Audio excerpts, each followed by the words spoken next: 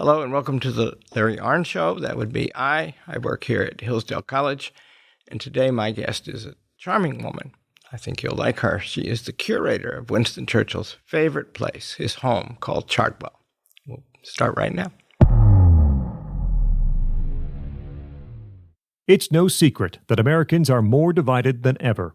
And it's not just over what policies will improve our great country. No, it's over whether America is great at all, whether America deserves our love. That's why Imprimis is so important. Imprimis looks at the issues of the day from a constitutional perspective, reminding citizens always of our great heritage of liberty.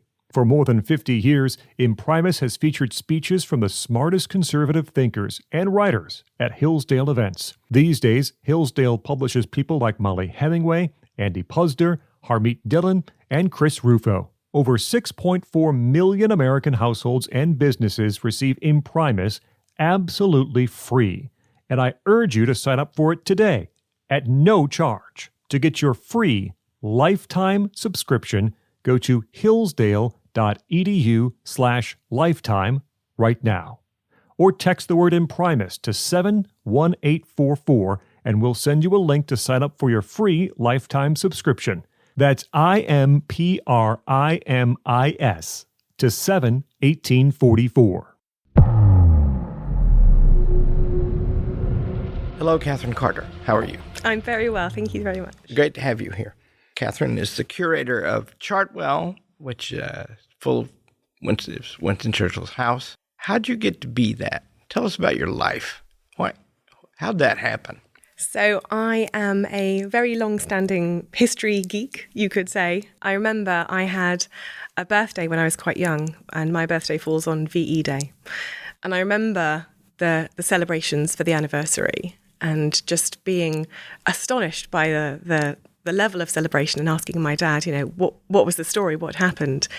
And I was told about the Second World War and the role that Winston Churchill had played, and immediately was bitten by the bug and wanted to know more.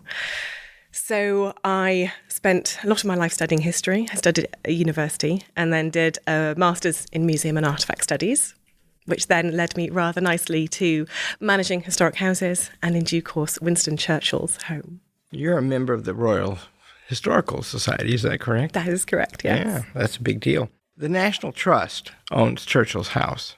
That's a prestigious bunch of people to work for. How long have you worked for them? I've worked for the National Trust now for 11 years, most of which at Chartwell. So I absolutely love it there. I mean, it's hard to think of a better place to work than Churchill's home. Well, I officially encourage them to leave you there. And if you get the wanderlust, call me, and I'll talk you out of it. I will. Winston Churchill was hit by a car in, 1933? And you've been hit by a car lately, haven't you? Yes, I think that shows a level of dedication to Churchillian historiography that few other historians can claim. Yes, unfortunately, it was at the outset of the time of writing as well. I'd spent several years researching my book, Churchill, Citadel, and then had this accident. And yes, it felt like there was a very strange kind of symmetry at that point in time. So the next step is you have to organize a cavalry charge. Okay, yes. Please do. Leave it with me. Yeah. This book that you've written is a fun book. If you're interested in Winston Churchill, it's a very good place to start. He liked the place a lot. We're going to talk about that some and how he lived in it. And the book is organized around mostly about important people who came there. And then you tell the story of the people and the things going on in the world at the time. And it's this amazing array of people. So if you want to sort of know what his life was like, it's a good place to start. There's a wonderful timeline at the end of it, too. That's a historian's deal, and good for you to stick to that. You're from York. Mm-hmm. Yeah, historic city. My wife is from Lancashire.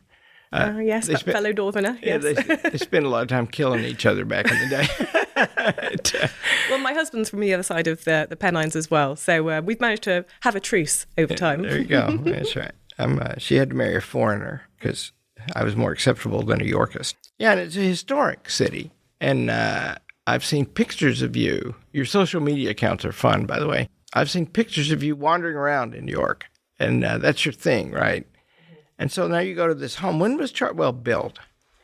So there's been a house on the site at Chartwell since, the earliest record's 1362.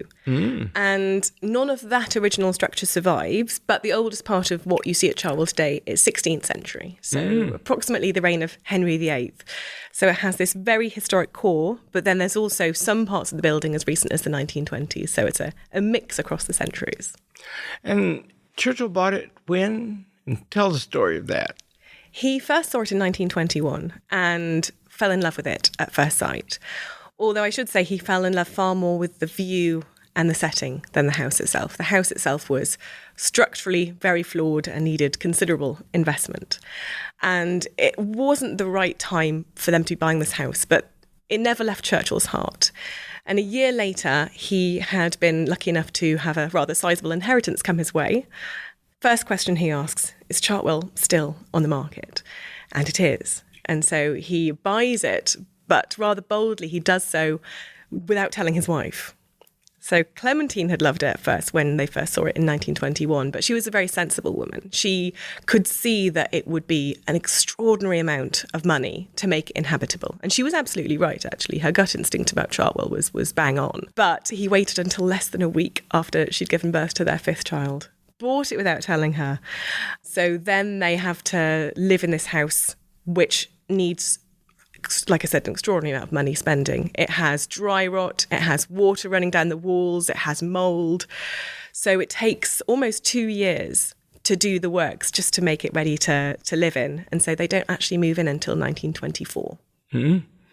And his children were young. And how'd they live in the house? What was it like? Churchill and his wife and his children and his staff. What was a day like? Well, a day for Winston Churchill would start relatively early, but often working from bed for the first few hours of the day. That could be answering correspondences, composing telegrams, whatever needed to be. And meanwhile, the family would be going about their days. They would join together for lunch. And Winston Churchill, alongside this, would be undertaking probably some of his hobbies. So he could have been, if it was the late 1920s, perhaps some bricklaying, painting in the garden, perhaps. The day would carry on, and Winston Churchill would have an afternoon nap, which was a very regular part of his day. And in my opinion, it is thanks to that nap that he was then able to work until 1 o'clock in the morning, 2 o'clock in the morning. And because of that nap, he could get a day and a half's worth of productivity out of a single day. So that's how, in my opinion, he was able to achieve as much as he did.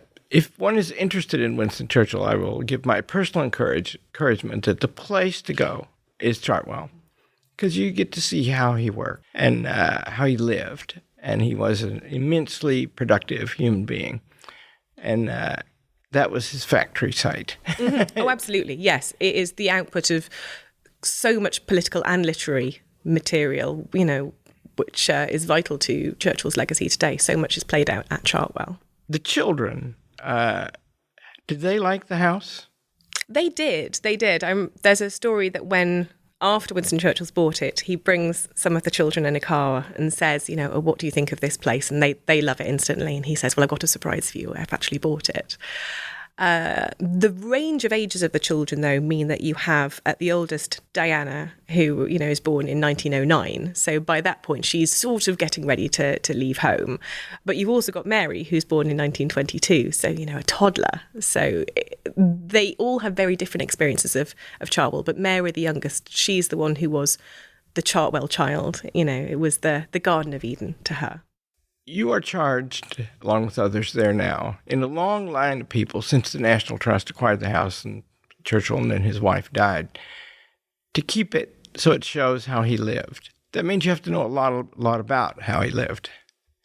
And you do, as is proved in this book. The book is arranged in chapters, and one of my favorites is the first one. I did not know very much about Churchill's meeting Albert Einstein. And this was in 1933, and Hitler had come to power in 1931, and Einstein was running for his life. Tell us about that meeting. Why did Einstein go, and what happened in it, as far as we know? It does seem remarkable, doesn't it, that you've got these two icons of the 20th century who are having a tete-a-tete in the gardens of Chartwell. The reason that Albert Einstein comes to Chartwell is because he has essentially a price on his head in Germany by that point. He is a German Jewish academic. He's probably the most famous scientist in the world at that point, and therefore is someone who Adolf Hitler and the Nazi regime target, essentially. And I managed to find a horrific newspaper article that had a picture of Albert Einstein with the caption of "not yet hanged." So he is absolutely on the run for his life at this point.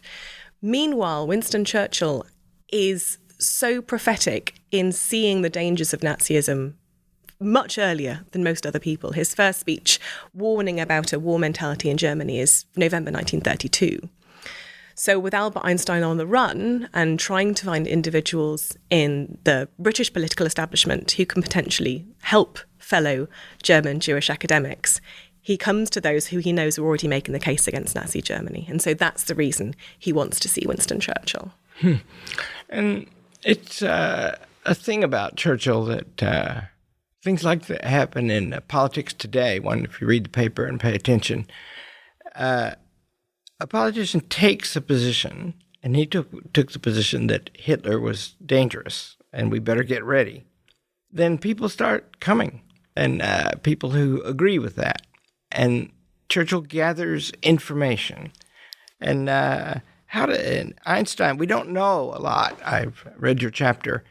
We don't know a lot about what they conversed about. Mm-hmm. And Churchill didn't write a letter to Einstein after. Einstein, you're very diligent. You find things that Einstein said about Churchill of approval. Curious, smart, things like that. But Churchill is not long after this, and I don't remember the date now, Churchill makes a case. When he starts making the case that Hitler is dangerous, he often mentions the Jews. He also mentions scientists and philosophers, persecuting them. And Churchill thinks that's appalling. And it's important in his making up his mind about that, right? What are we going to do? I've met this person, and this person is a genius, and this person is running for its life. That's not good. So it's a kind of a first-hand observation, something different than reading the newspaper, which is on. Churchill did that a lot, right? Churchill started the day with the newspapers. Did he? Is that right? Do I remember that right? And there was people there working to bring him food and bed and newspapers and then later correspondence, and all that was expensive. And in the 1930s, Churchill was not prosperous. How'd they cope with that?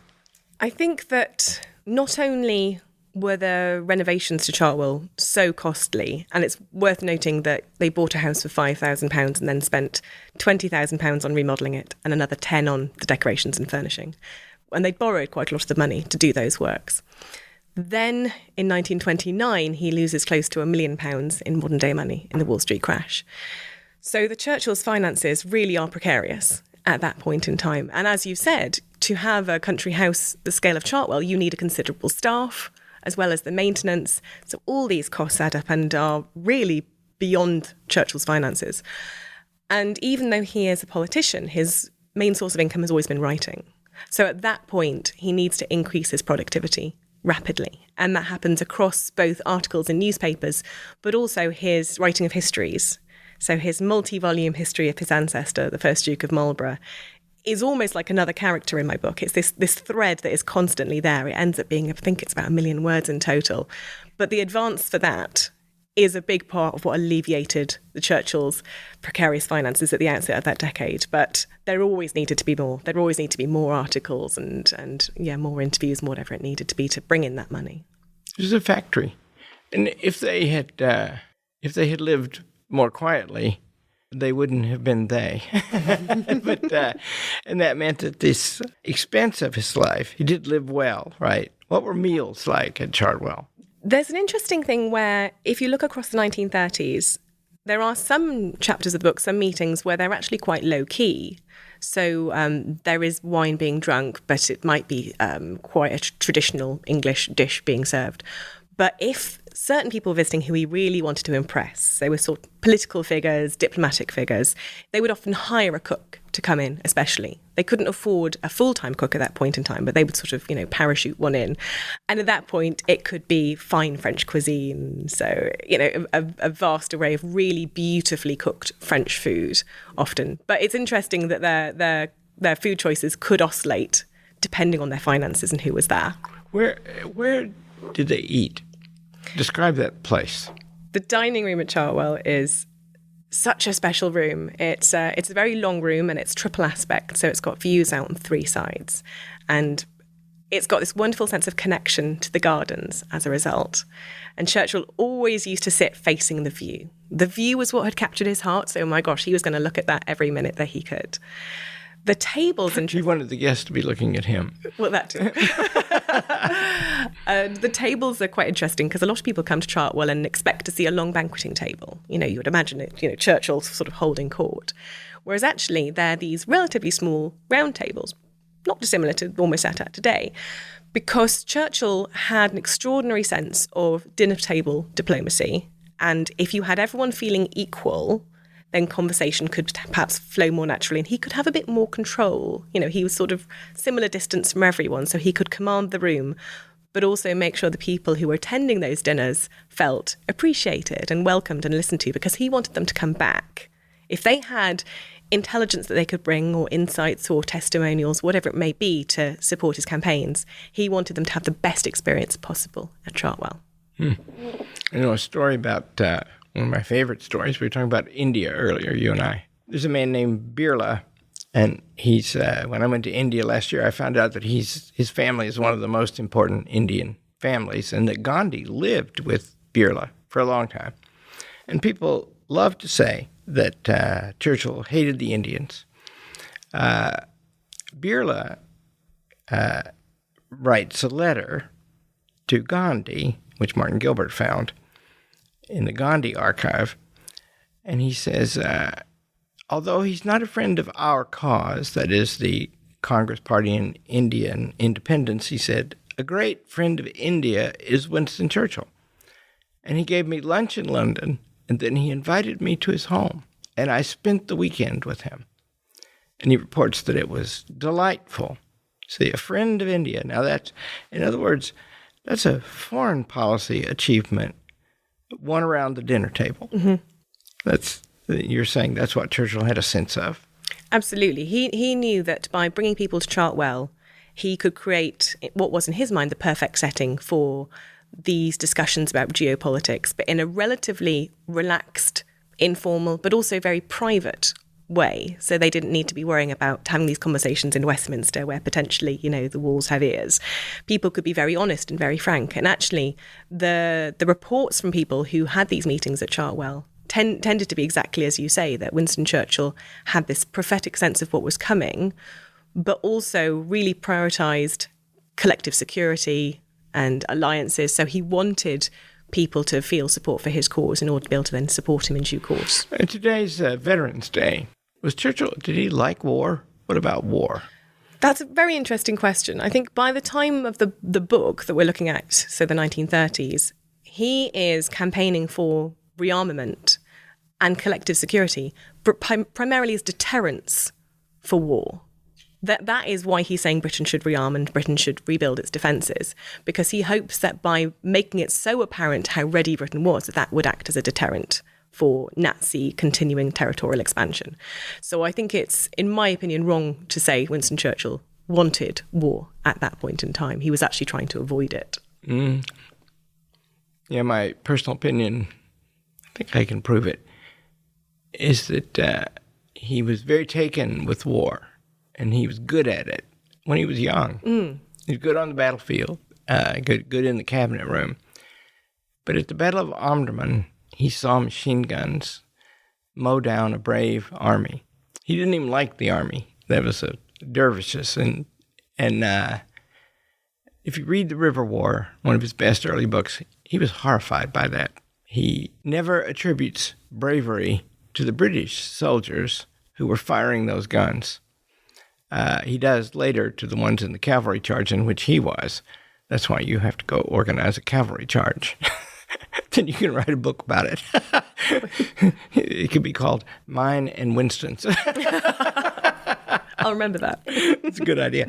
So this is urgent, right? Churchill is broke. Hitler is looming. There's a worldwide depression. Churchill is out of power. It's worse. The conservatives are in power, and Churchill is a conservative, and he doesn't like the Labour Party, and they're not giving him any help. So he's vastly outnumbered. The official policy of Stanley Baldwin is disarmament. So it's a direct thing. And some of these people who come to visit, these are people who Churchill is building a coalition to avoid that war and to overcome the policy of disarmament. T.E. Lawrence of Arabia. Tell about him. So T.E. Lawrence, although by that point going by T.E. Shaw, he had changed his name in a desperate attempt at some sort of anonymity because he was being hounded by the press. He would have paparazzi at his home. So he was trying to be below the radar and change his name. By the early 1930s, he is working for the Royal Air Force. And he and Winston Churchill have known each other for quite some time by this point. They've known each other since shortly after the First World War. And both have a really strong admiration and a deep friendship. So when by 1934, Winston Churchill, by this point, has been trying to sound the alarm about Nazi Germany for a year, 18 months, 2 years, he is beginning to think that if another war were to break out, it would likely play out in the skies, given the way that technological developments were happening at that point in the 30s. And so at a time where, as you say, so many people in the political establishment are campaigning for disarmament, he is looking ahead and thinking, actually, if the risk could potentially involve aerial bombardment on civilian populations, how can we defend our populations? So that's the conversation that happens on that particular visit. There were numerous visits of Lawrence's to Chartwell, but the one that heads up that chapter is a conversation around protecting civilians. And the way that Lawrence replies very quickly with a proposed solution shows that he too is starting to think that way as well. And I think that's really telling that Lawrence isn't taken aback by Churchill's question. Actually, it's a perfectly reasonable one, because these are two men who both can see the risk of Nazi Germany and what war might look like if another one breaks out. I think Churchill says one time that the worst disaster for the British strategic position was the invention of the military airplane, because that disrupts the naval protection of the nation, the massive advantage of the English Channel. Might say the same thing about the United States these days. The Atlantic is not, and the Pacific are not as wide as they used to be. And so he's thinking about how to cope with that. He built something, I've looked at your list. He built something he built a coalition called the Focus. And it was a movement that included socialists, which he didn't like. Although it's interesting to me, a lot of his guests are very left.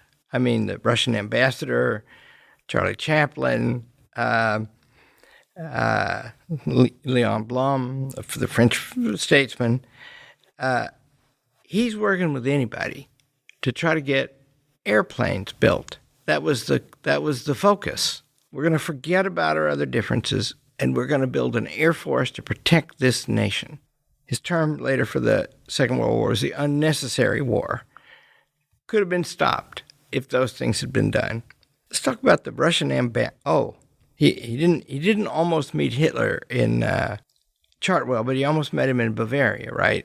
Tell about that. Yes. So when I mentioned earlier about Winston Churchill writing his biography of the first Duke of Marlborough, it was part of the research for that took him to Germany, because he wanted to walk the battlefields that his ancestor had those military victories on. And he spent some time in Munich during this trip. And Randolph Churchill, his son, was already based in Germany, because Randolph Churchill was a journalist who was covering this quick-fire series of elections happening in the Reichstag, which had seen the Nazis rapidly grow to be the largest political party in Germany by the end of 1932. And Randolph, because he is essentially covering it as a political journalist, spends a lot of time with figures who can help inform his articles, including a gentleman called Ernst Hempstegel, who is essentially Adolf Hitler's social secretary. You could argue he's the one trying to fix up meetings with people that Hitler should meet. And so there's a decision made that actually, whilst Randolph's father, Winston, is in Munich on this research trip, he and Adolf Hitler should meet. And there's what I describe as this astonishing sliding doors moment where Winston Churchill is waiting in this hotel restaurant with Clementine, with some friends, with family, and Adolf Hitler never appears.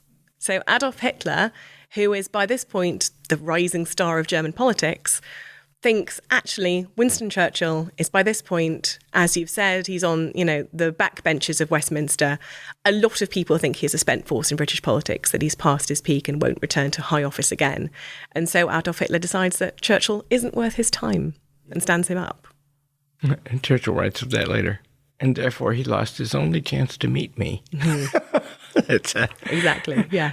Churchill was a backbencher, sitting on the front bench nonetheless. He insisted on that.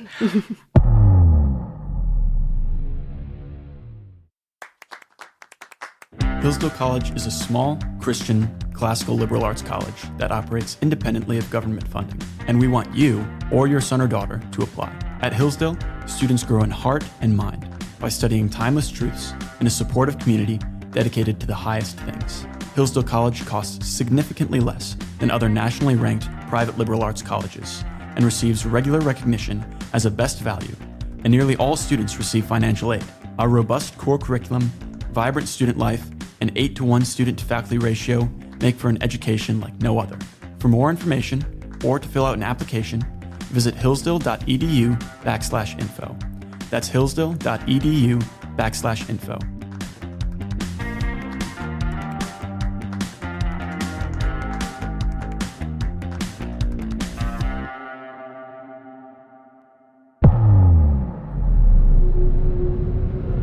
The Russian ambassador, Maisky, tell about him and Churchill's relationship with him. They had a very interesting relationship because you wouldn't imagine that being a particularly symbiotic relationship. But actually, I think, just as you said earlier, the number of people who, even though they have divergent views from Churchill's on politics, see the common threat of Nazism. Of course, in due course, we can look back and know that the Soviet-Nazi pact took place. But actually, there was a long time in the 1930s where, as Europe moved towards war, it wasn't entirely sure which side Russia would side with, whether it would be sort of France and Britain, as had been the case in the First World War, or potentially Germany. So Churchill, being this charismatic, charming figure who people wanted to be around, invited Ivan Maisky to his home to have these conversations about collective security and alliances as a means of preventing war.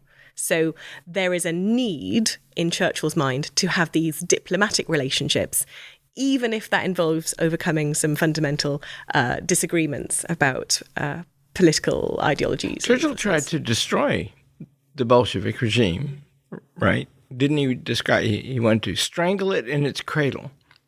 He referred to it once as the hairy paw of the baboon stretching across Russia. And he never got over that.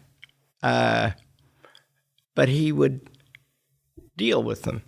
It is amazing, and it's very evident in this fine book you've written, that he's focus. That's the name of that thing he started, and it was effective. And it's like some things that are going on in America today. Now there's an outcry against things that have developed for a long time, and the recent election is an expression of this outcry. That is, for a long time, the government's been spending a lot of money. For a long time, it's exercising a lot of authority. For a long time, people wonder, is it really under our control anymore?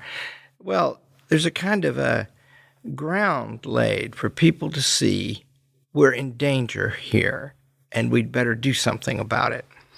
And Victor Hansen writes a wonderful history of the Second World War, and he mentions in it that the Soviet Union, Stalin, is the only major player that was an ally during the war of every other major player. He was a deceitful man, as well as a murderer. But Churchill he wanted to recruit him. And Maisky was important to that, right? He didn't recruit him until Hitler turned on, but Churchill was sending warnings to Stalin while he was in alliance with Hitler that this guy's getting ready to come after you. And Churchill hoped that he would, that we'd have the Russians on our side. Joseph Kennedy, he was the father of John F. Kennedy and Robert F. Kennedy, the son of Robert F. Kennedy, who's become important in politics in America in recent months. Joseph Kennedy was the American ambassador to Great Britain. Tell about him. The visit by Joseph P. Kennedy and his wife Rose in 1935 is a really interesting one because it's one where a mutual acquaintance of Kennedy's and Churchill's writes to Winston Churchill and says, Kennedy is currently on his way across the Atlantic to London. I strongly advise that you reach out to him and arrange a meeting with him, because by that point, Kennedy is particularly notable for having the ear of President Roosevelt at that point. So if you want essentially a direct line to the American president, befriending Joe Kennedy could be a good way of achieving that. So Joe and Rose Kennedy come to Chartwell in 1935.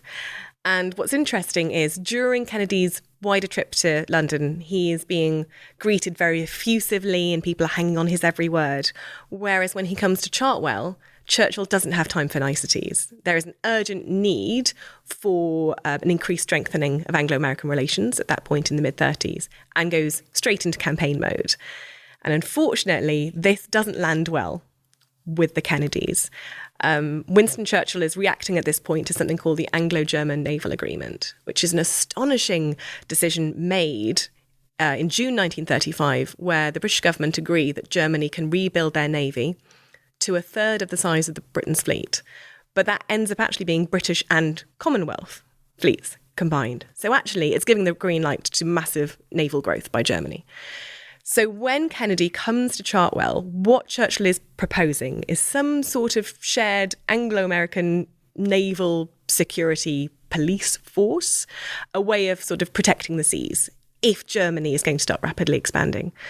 But unfortunately, for those who know of Kennedy's inclinations as the 30s wear on, he instantly writes off Winston Churchill, doesn't see any potential in this plan of Winston Churchill's, and actually goes as far as to say that he didn't trust Churchill. He had a really bad gut feeling about Churchill. And as the 30s wear on and his own inclinations come to light, he at one point references that war between Britain and Germany is inevitable and Britain will get licked, to use Kennedy's word, which Churchill is clearly astonished and outraged by. And there is no coming back for that relationship from that point. Mm.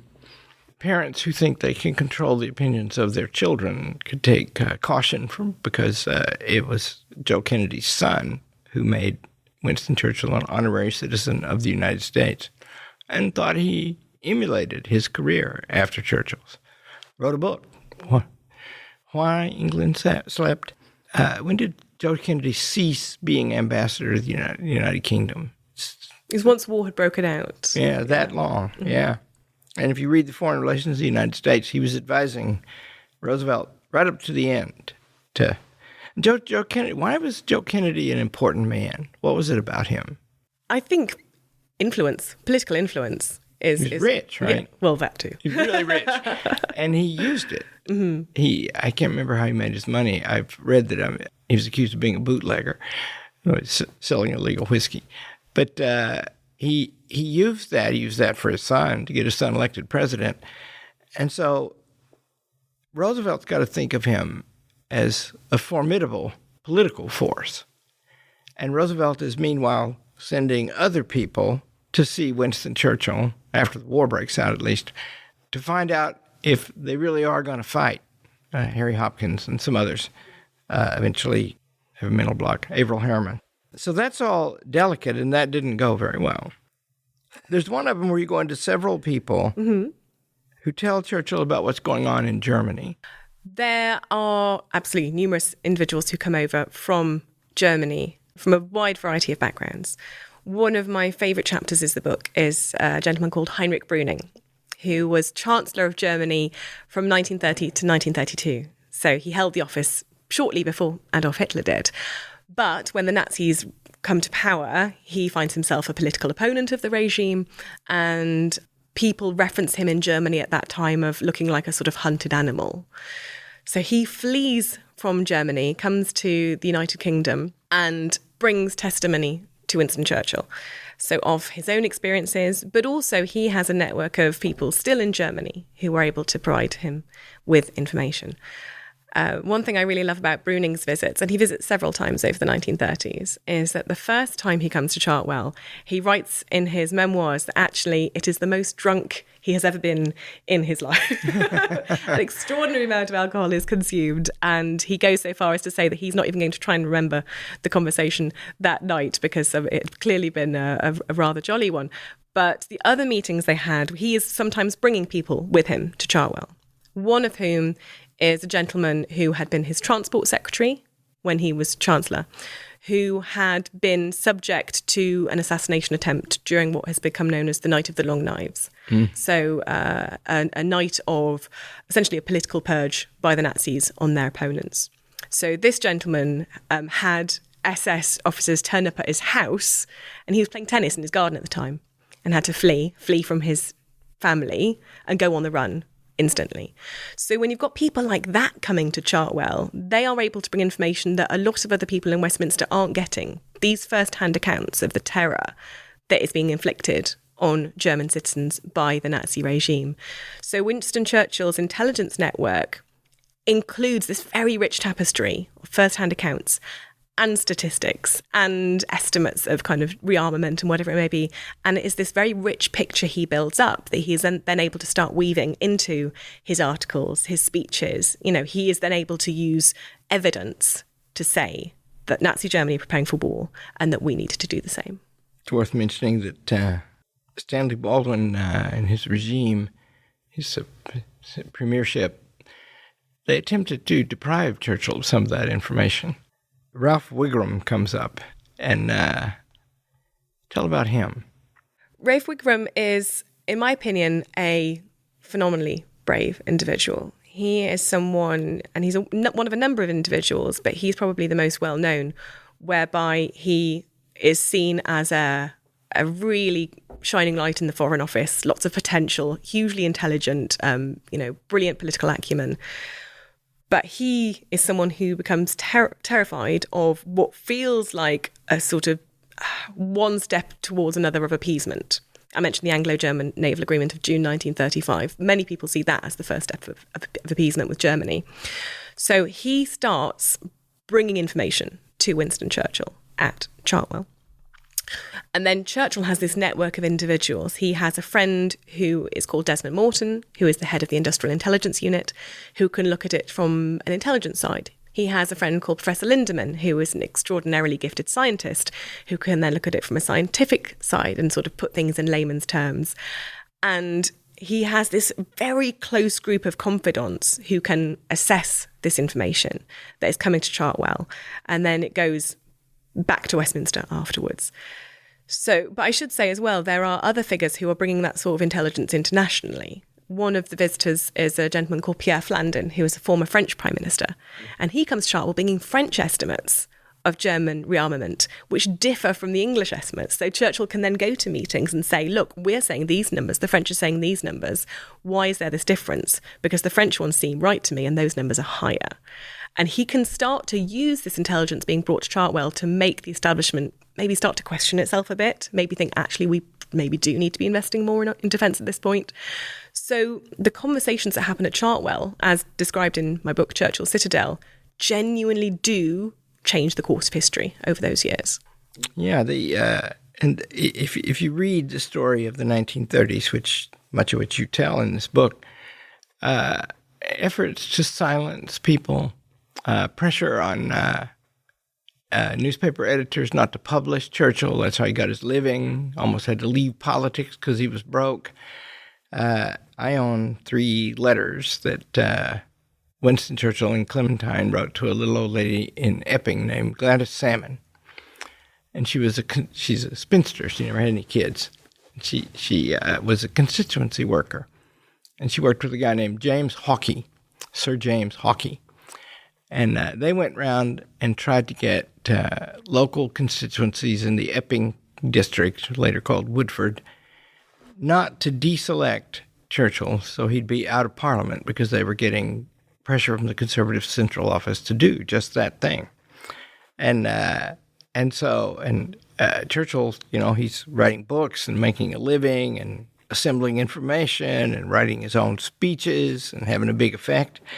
And he doesn't have time to go, what is it? It's North London, right? So it's, Chartwell is south of London. He didn't have time to go all the way up there and work each one of those. I remember one of the constituencies was Thaden Boys. Here, he gives a speech. Here in this quiet village of Thaden Boyd, she says, boys.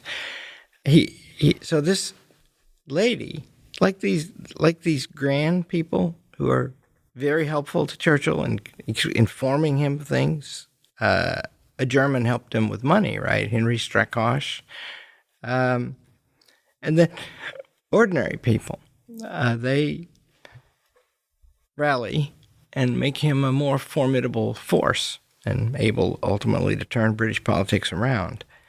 There's a wing commander named Anderson. Tell about him. Anderson, yes, he is another individual who is coming to Chartwell in the very later 1930s, and again, sort of having these discussions about preparations for war. And I think what's interesting as well about some of these visits is, keep in mind, Churchill is still on the back benches throughout this entire decade. It's very easy to forget that actually Winston Churchill has comparatively little official influence, and he is voting against the party line and the party whip numerous times. And so the fact that some of these individuals in senior political roles, senior military roles, are coming to Chartwell and so convinced that his star will rise once again, I think it says a huge amount about the shift in public perception of Winston Churchill over the 1930s, whereas the very outset, he really was a lone voice. But by the summer of 1939, you've then got almost mass support for his return to government by that point. So it's really interesting to sort of watch that arc and that trajectory over the decade. Matters what the people think. This is a wonderful tour of Chartwell. You have a knack. You tell events, and you tell about Churchill living in the house through the book. Should people go to the house? Oh, people absolutely should. I think that there's nowhere else on earth you can get a more authentic sense of Winston Churchill. And it's interesting what you say about sort of painting this picture of life at Chartwell. And that's something I've tried really hard to do in the book, because yes, you have the high diplomacy and the geopolitics playing out around the dinner table, but you also have family life. You have health difficulties. You have financial struggles. You have the staffing who, as you mentioned, Violet Pearman, but, there's this army of staff whose lives orbit around Chartwell just as much as the Churchills, but just in a different way. And so I've tried to create this really rich picture of everyday life in this remarkable house at this remarkable time. So, for example, at one point, you've got the abdication crisis playing out, arguably the greatest constitutional crisis of the 20th century in Britain. And at the same time, you've got Winston Churchill's middle daughter, Sarah, eloping with Vic Oliver, a gentleman who Winston Churchill does not approve of. They have met him, and he describes Oliver to Clementine as common as dirt. It is not a good relationship between the two. So Winston Churchill is having to deal with the extraordinary situation of trying to sort of preserve the monarchy, but also dealing with this, press situation of, newspaper headlines about his daughter, who's run away to New York to be with the man she loves. And then there's this very strange situation where Randolph, her brother, follows her across the ocean, and it all plays out a bit like a soap opera. So you've got so many different elements of Chartwell life. And I think that's where this book differs from a lot of the historiography, because it's a story of a family and a home where extraordinary things happen. But you also have the likes of the chauffeur's getting annoyed because they're doing too many late nights. So there's so many different players involved. And I think that's where this book is really unique. Yeah, and having trouble paying them. Tell about the abdication. So what was the abdication crisis? The abdication crisis was the situation that arose when King Edward VIII wanted to marry the twice-divorced Wallis Simpson, an American from Baltimore originally.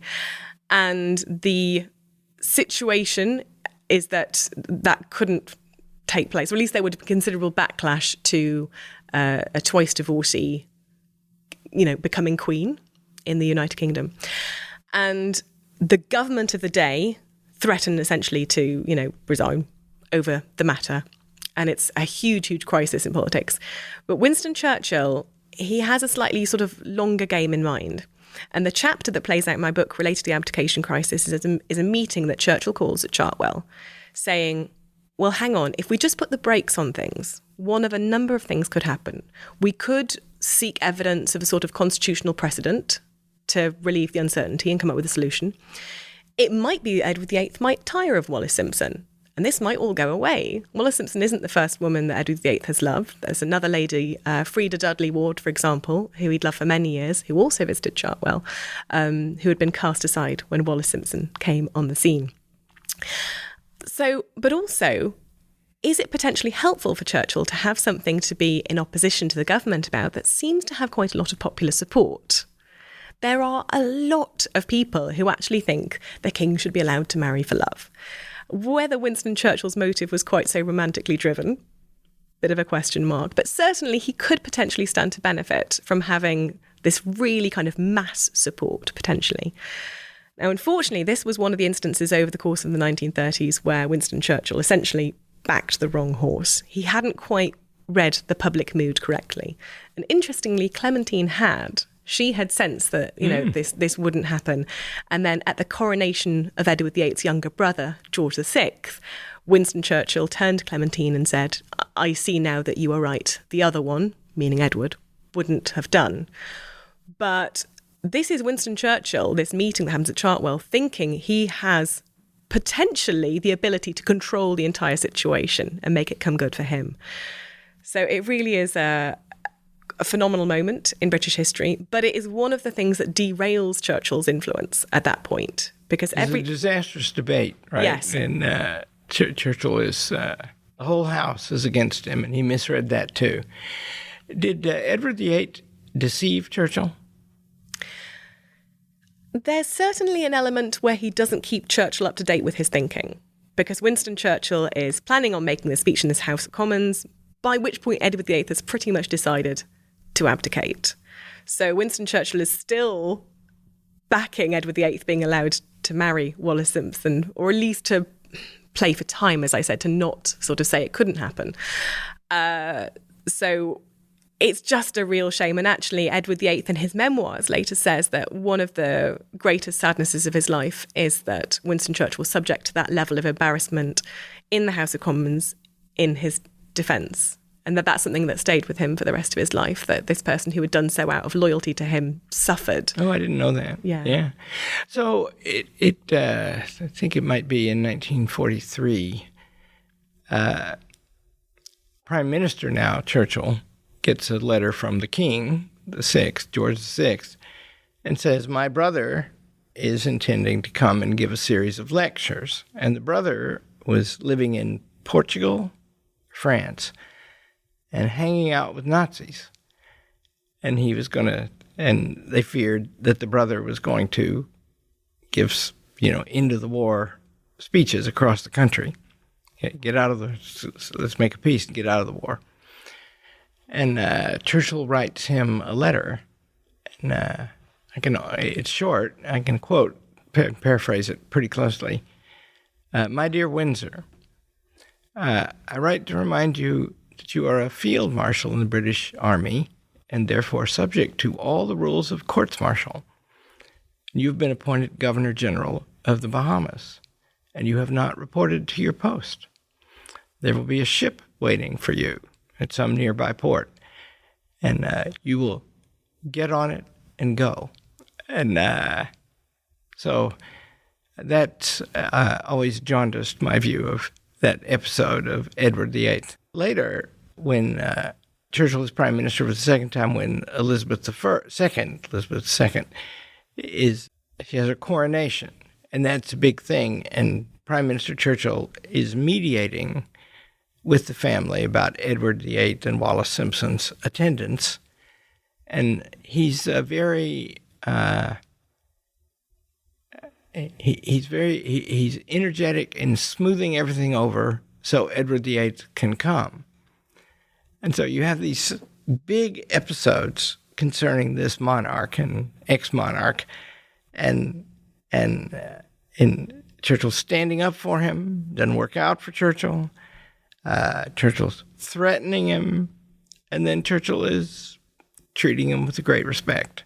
And they did seem to be cordial there in 1952. Is that when she came to power, when she became the monarch and had her coronation? So yeah, it is amazing, isn't it? Because you've located the book in this place where you work, you sort of can't miss that this is he's a human being.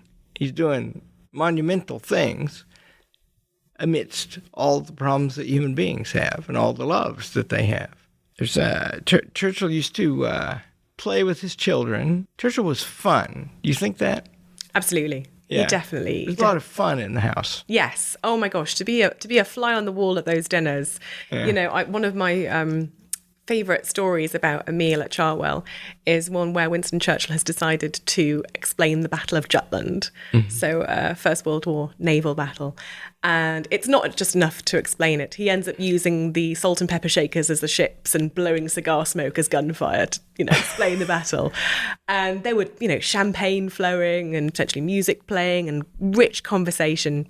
And so you're absolutely right. It would have been a really, really fun place to be. Of course, balanced with the seriousness of major events playing out. But if dinners were entirely sombre, then you wouldn't have people wanting to come back time and time again. There needed to be that sort of light and shade. And you mentioned about Winston Churchill as a father. Certainly, I think that the way that his children and also his nephews and his niece talk about him as an uncle, I think he was trying to break the mould of how his father had been with him. And I think he did that very well because his father was exceptionally cold as a father, would write letters to Winston Churchill away at boarding school saying you're a wastrel and you'll never amount to anything. Whereas Winston Churchill was a very, very loving father. And in fact, perhaps in some instances, spoiled his children, so because he was that determined to not be like his own father. And particularly in Randolph's case, I think it's safe to say that if you're telling your son you're going to be an MP by 18 and Prime Minister by 25, you're creating a very distinct sense of what that person's life is going to be like. And that's a very hard thing to live up to. But Winston Churchill was so convinced that his son would achieve greatness. But you're right, a really fun character to be around, definitely. He wouldn't have had the popularity and the charm and the people hanging on his every word had he not been a fascinating and fun person to be with. The end of this month is Churchill's 150th birthday. What should we know about him on this birthday and remember? To me, the most important thing about Winston Churchill's legacy is that to have courage in your convictions and to be determined and persevere, which is exactly what plays out in Churchill's Citadel, that he is so convinced of the threat of Nazism and won't relent, even though, plenty of people around him are saying, he is risking damaging his own political reputation by carrying on with this campaign. And he stays true to what he believes. And in doing so, he shows the role that one individual can play in changing the course of history. Were it not for Winston Churchill, there is no question that the course of the Second World War would have been very different. So if we can all take away that sense of courage in our beliefs and staying true to what we think is right, then we can all have the power to make the world a better place. Great. Well, fate has put you in just the right place, and you've produced a wonderful book, Churchill's Citadel by Katherine Carter, and she's a great person, and I'm proud to have had you on this podcast. Thank you so much for having me.